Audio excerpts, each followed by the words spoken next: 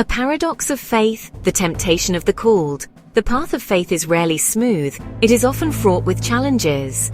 One of the most perplexing paradoxes is this: those called to a higher purpose, those chosen to carry the light, often face the fiercest battles with temptation. It's a truth as old as time itself. The closer one draws to the divine, the more susceptible they become to the snares of the enemy. This isn't a sign of weakness, but rather a testament to the intensity of the spiritual conflict raging around us. This paradox exists because the enemy, in his cunning, targets those who pose the greatest threat to his dominion. Those who are filled with the Spirit, those who have the potential to bring light and hope to the world, become prime targets for his insidious attacks. The enemy seeks to derail their purpose, to corrupt their purity, and to silence their witness. Fallen heroes, biblical examples of temptation. The scriptures are replete with examples of this phenomenon. King David, a man after God's own heart, a warrior poet who slew Goliath, fell prey to the allure of Bathsheba. Consumed by lust, he orchestrated the death of her husband Uriah in a desperate attempt to cover his sin.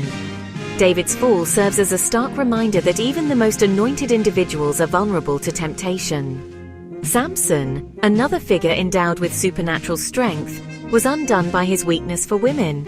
Delilah, a Philistine seductress, exploited his infatuation, discovering the secret of his strength and ultimately leading to his downfall. Samson's story highlights how easily physical desires can eclipse spiritual calling, leading to ruin. The invisible war, spiritual warfare, and its impact. To understand this paradox, we must first acknowledge the reality of spiritual warfare.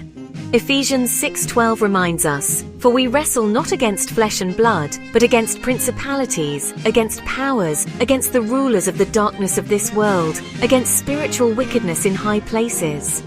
This is not a battle fought with swords and shields, but with the weapons of the Spirit. The enemy, a master strategist, employs deception, temptation, and accusation to ensnare the unsuspecting. He knows our weaknesses, our vulnerabilities, and he exploits them ruthlessly. This is why those called to a higher purpose are often the most fiercely targeted. Their potential for good is a threat to his kingdom of darkness. Why the called are tempted. Unveiling the reasons. There are several reasons why spiritually gifted individuals are especially vulnerable to temptation. Firstly, their heightened sensitivity to the things of the Spirit also makes them more aware of the enemy's tactics, which can be overwhelming. Secondly, their calling often necessitates periods of solitude and isolation, which can create an environment where temptation thrives. Without the support and accountability of others, it's easier to succumb to the enemy's lies. Thirdly, their high calling attracts greater attacks. Just as a city set on a hill cannot be hidden, so too those who shine brightly for God become targets for the enemy's arrows. Fourthly, emotional wounds, past traumas, and unresolved issues can create vulnerabilities that the enemy is quick to exploit.